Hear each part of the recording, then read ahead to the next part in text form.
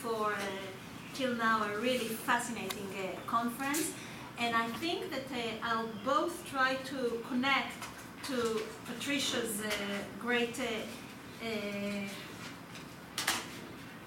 talk about the origins of cultural genocide in the Eastern region, but also to our morning session about the role of law in all of this, and I want to combine them together. So, wait a minute. Okay.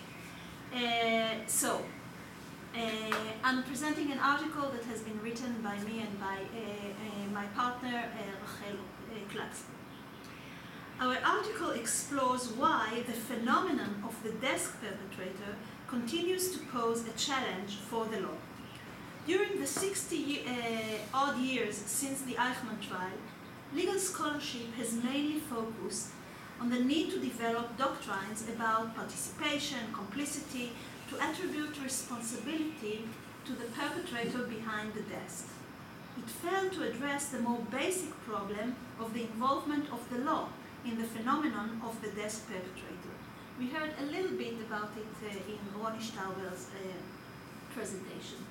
We suggest that the difficulty stems from the dual role of law, both as an enabling platform for desk perpetration and as an institution whose design grants partial or full immunity to desk perpetrators.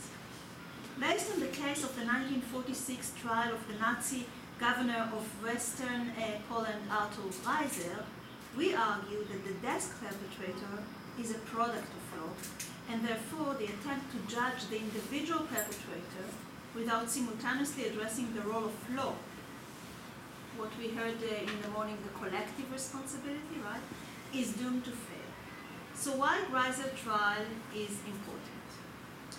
The trial took place in a special Polish tribunal, the Supreme National Tribunal, established to try Nazi war criminals and their helpers. It was the first of 7 trials of Nazi war criminals and was the first trial to recognize the new crime of genocide, as articulated by the Jewish-Polish jurist Raphael Lemkin. And we heard about it, so I can skip, right? So we just heard Patricia about the comprehensive and broad definition of genocide by Lemkin of how do you destroy a group, the disintegration of the political, social institutions of culture, language, national feelings, religion, the economic existence, and so forth. For the Greiser trial, of particular importance was the 2 aspects of genocide that we just heard about, the positive and the negative. The negative, the destruction of local culture and economy, and the positive, the imposition of the oppressor's culture on the conquered.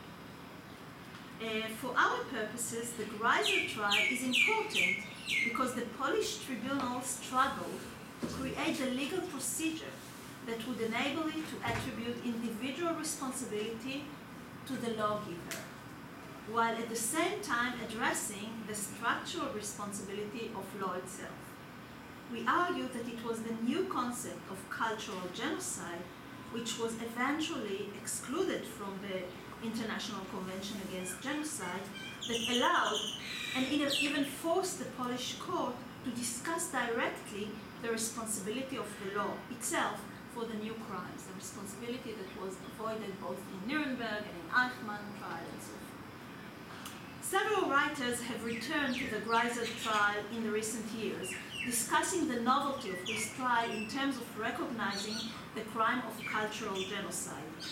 However, the procedural innovations, and in particular the attempt to understand the structural responsibility of law alongside that of the individual defendant, has not been analyzed by the literature. So why cultural genocide is so important for us in order to understand the role of law?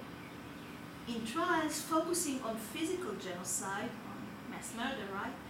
Understood in the narrow sense of mass murder, the role of law tends to be ignored, or the various violent deeds authorized by law are often viewed as abuse of law. In contrast, in the case of cultural genocide, the role of law becomes apparent, since orchestrating the cultural destruction of the group relies on the law and its apparatus in diverse and complicated ways. The Greiser trial provides us, therefore, with a rare opportunity to discuss the relationship between the desk perpetrator and the rule of law, since Greiser himself stood at the head of a legal system that was harnessed to a program of cultural genocide. Moreover, when dealing with seemingly benign acts, such as renaming streets, or establishing a German theater or a university, teaching the German language and imposing its culture, the only way to understand their criminality is to see the overall plan of legislation as the crime. Hence, it is not enough to expose the individual, what we did in the West, the individual perpetrator behind the desk. The court needs to address the responsibility of the desk itself, that is, the role of law in facilitating cultural genocide. So, the problem of the desk perpetrator.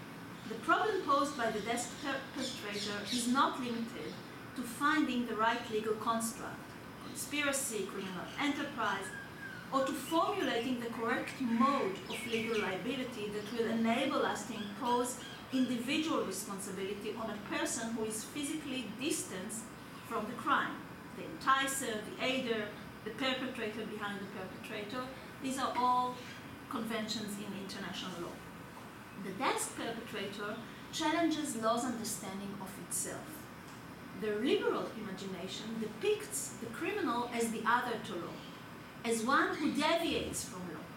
The desk perpetrator raises the question of how can law deal with a perpetrator who acts under the aegis of law with law's authorization or orders.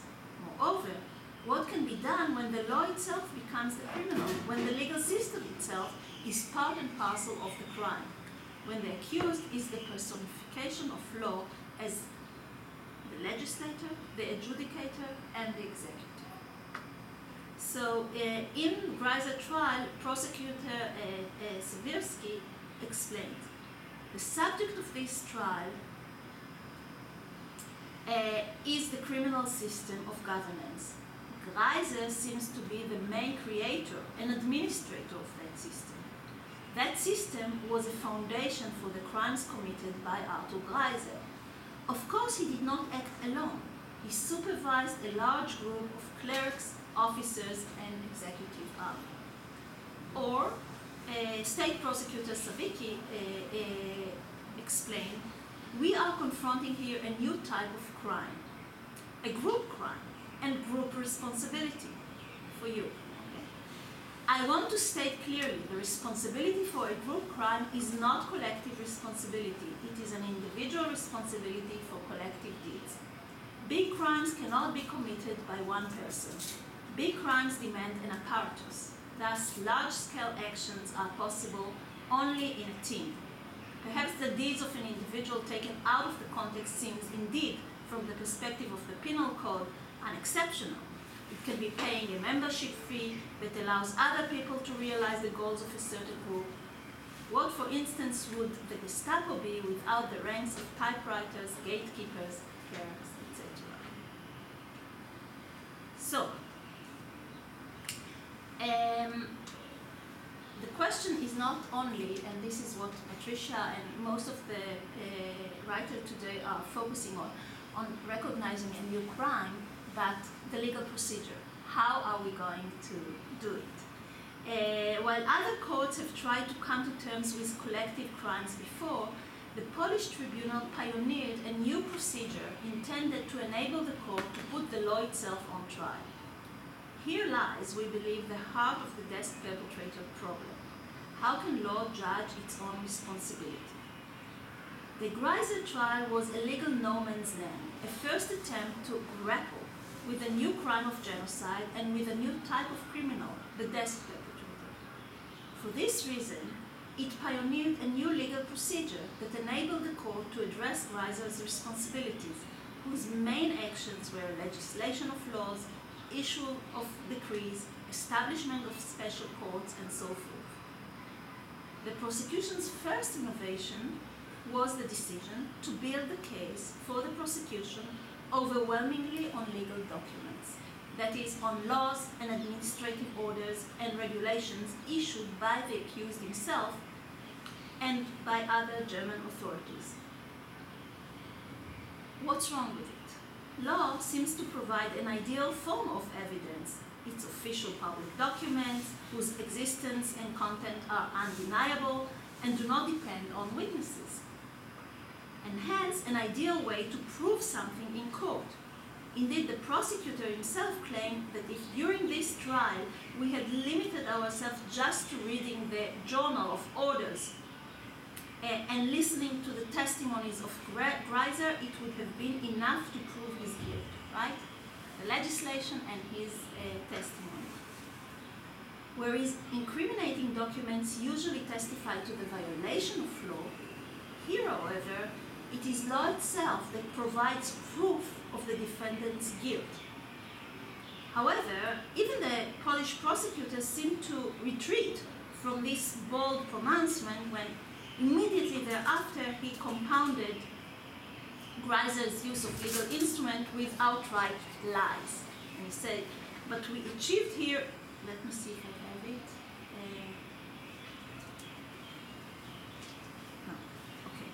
But we achieved here an opportunity to look behind the scenes and understand the mechanism of Greiser's rule.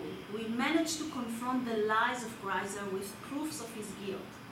For example, he claimed that he never banned the use of the Polish language in the administration, but he showed orders from September so and so.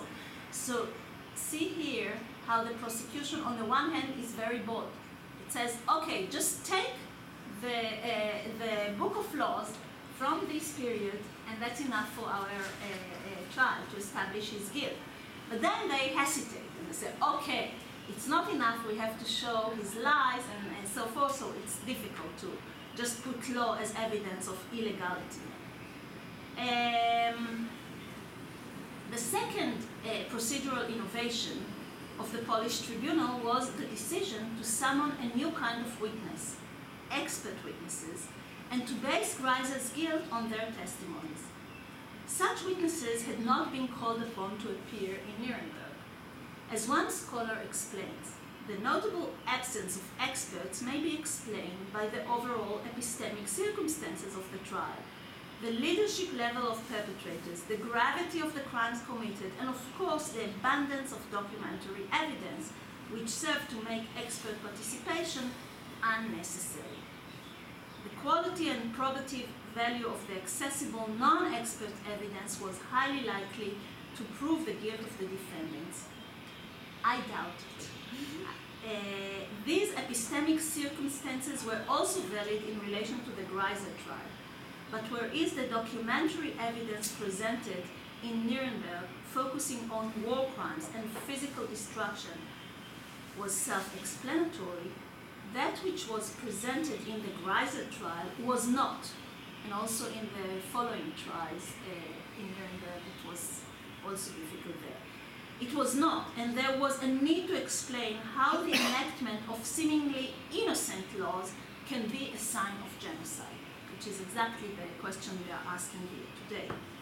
For this reason, the prosecution summoned a number of expert witnesses to explain to the court the system behind the new crime of genocide. Although today it is usual for courts to call expert witnesses to explain to judges a field of which they have no or little knowledge, like medicine, psychology, sometimes even history, sometimes even legal experts when it is a foreign legal system or the international law, the experts here in the Greiser trial was called to fulfill a different task. They were asked to translate an entire legal, political, economic reality into terms that the judge could understand. The list of experts summoned in the Greiser trial include legal expert, historian, economist, physician, and statistician, strikingly demonstrate the tribunal need to understand the Nazi system in its entirety. The most interesting expert for our purpose is the legal expert, Dr. Marianne Pospiszalski, an expert on administrative and constitutional law, who was invited to testify about Nazi law. This is yet another sign of the law's difficulty to judge itself. Usually judges consider themselves experts at least of one part of the legal system, right? But in the Greiser trial, the judges struggled to make sense of the accused, a person who performed familiar legal roles, legislation, judge, in charge of the executive, which under the Nazi regime changed their ordinary meaning. Thus, the judges needed an interpreter to translate the new meaning the law acquired under the Nazi rule, and the court discussion became like a legal seminar here in the law faculty. Let me demonstrate, do I have time? Three roles that, that he had to explain, which are actually the three branches of the law: legislation, adjudication, and the executive. So, Greiser and legislation. The legal expert explained that Greiser, okay, you can write, had legislative authority and could issue laws in the frame of the general legislation of the Reich. Indeed, he could issue laws provided that the central authority of the Reich agreed. So this shows that Greiser was under the German Reich laws. But although formally Greiser legislative authority was subject to the Reich's law, in actuality, the expert showed Greiser enacted legislation without the Reich authority. Time and again, Greiser exceeded his ex-ante legislative authority in order to extend his own authority, in particular with regard to the policy of Germanization, of which he became an entrepreneur. Since Hitler was not interested in the methods by which the East would become German, this allowed Greiser to go beyond his formal authorization. The expert also demonstrated how legislation initiated by Greiser was later copied in other areas as well.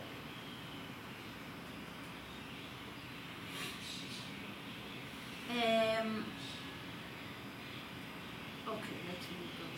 Adjudication. Alongside legislative authority, Greiser also arrogated to himself adjudicative authorities.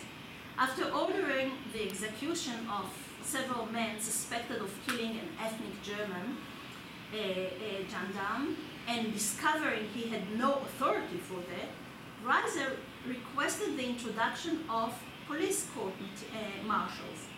Hitler granted this authority, as well as the authority to pardon.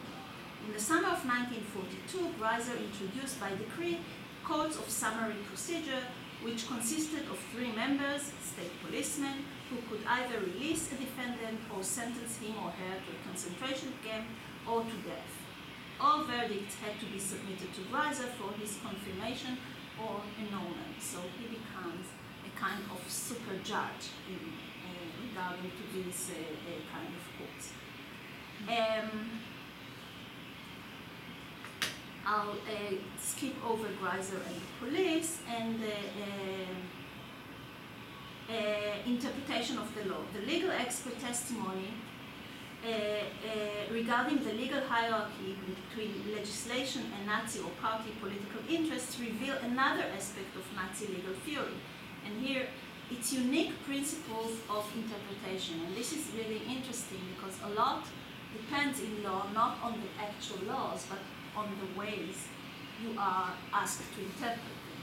So what seems like ordinary laws can become very different when you say, oh, every time that politics wants something, you give this superiority. Okay, so justices and administrators who he explained to the court who applied and interpreted existing law were expected to take into account in the first place the political interest of the Reich.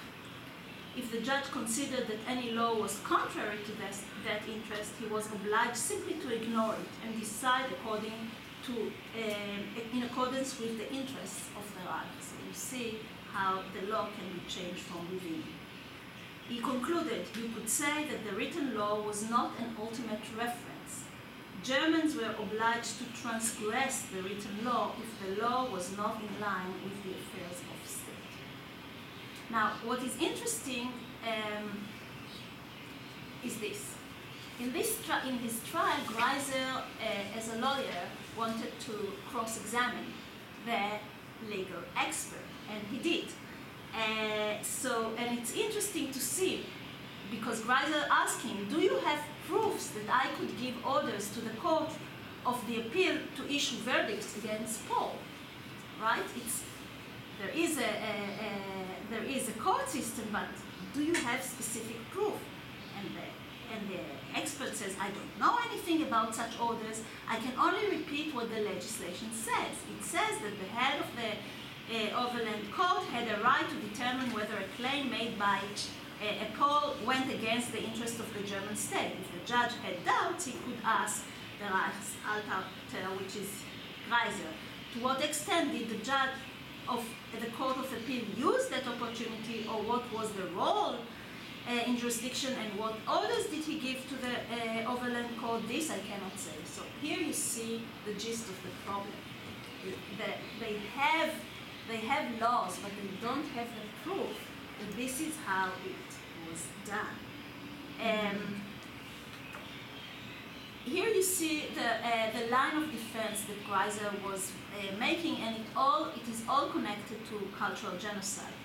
First of all, he says, okay, whatever I did is obeying the orders or the laws from the Reich, and we saw how he extended it. Or if somebody did under me, I have no responsibility because they abused the law. So this is familiar. But he also talked about how do you criminalize expressions, right? His public pronouncement, he was only espousing political speech. And the removal of Polish street names and putting German ones instead is mere ideology, right? So this is not genocide. This is just my ideology. It is protected under liberal law. And the positive aspects of Germanization that we saw from Lemkin, he says, well, I did great. I had 1,000 kilometers of new road, modernized railroad station, new apartment buildings, and renovated the theater. So how can you call all these cultural achievements genocide, right? And this is always very tricky because cultural genocide has the negative and the positive, and we could always point to the Germanization as a positive part, which I have to be, praised for, not condemned in a court of law. So, in conclusion, the question remains, what was the significance of the decision to summon a legal expert to testify about Nazi legal system in the trial? The answer to this question may be related to the question of legality that stood at the heart of the trial and was also addressed to the special Polish tribunal itself, because they are trying Greiser system, but they are creating a special court whose legality is in doubt because it looks like a political tribunal. So it's very, very tricky to a court accused of being political, like the Eichmann trial, to say, oh, I'm judging another legal system. So you see here the complexity. The legal expert was not supposed to address the legal validity of this or that legal decree, but rather he was summoned to provide a comprehensive outlook of the Nazi legal system as a system. This urgent question was raised most vividly in the prosecutor's final statement. He said that no, oh, well, I don't have it here, but he says, the enormous shock we experienced during the war exposed the roots of law and showed that law without morality is an ineptity. and a law that is not in line with the sense of justice is damaged. So we said we needed a new name, we needed a new procedure. So even though we were not legalistic, we are according to the law.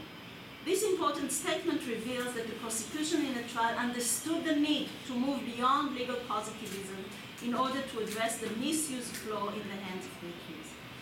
The tribunal found Greiser guilty of all counts, and this is interesting, except for one, for acting violently or killing with his own hands.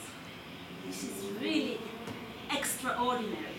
By acquitting Greiser from committing acts of physical violence, the court made clear its decision was meant to explicate the responsibility of the desk perpetrator. The tribunal thus emphasized the novelty of this case. Nonetheless, Greiser himself interpreted the court's pronouncement that he had no blood on his hands, indicating that he was not quite guilty, and he wrote to his wife from prison that given the court's verdict that he had not personally murdered or otherwise caused bodily harm to others, he wrote, "I was actually sure that I would be pardoned." But, and look at this, and with this I close. The editor of the UN law reports, however, had reservation about the Polish tribunal's expansive interpretation of the crime, putting all under the umbrella of genocide. And the editor expressed some doubts as to the extent to which some of the specific types of acts alleged in the indictment could be regarded as clear violations of laws and customs of war and not justified by military necessity. Moreover, instead of cultural genocide as a holistic category, the editor suggested an alternative route, that some of Greiser's actions were in violation of Article 56 of the 1907 Hague Convention, which forbids the seizure and destruction of historic monuments and works of science and art, and of religious, charitable, scientific, and artistic instruments. So he goes back to war crimes, right? This route, while relying on firmer legal grounds of law of war, breaks down cultural genocide into discrete violations of international law while losing sight of its broader framework.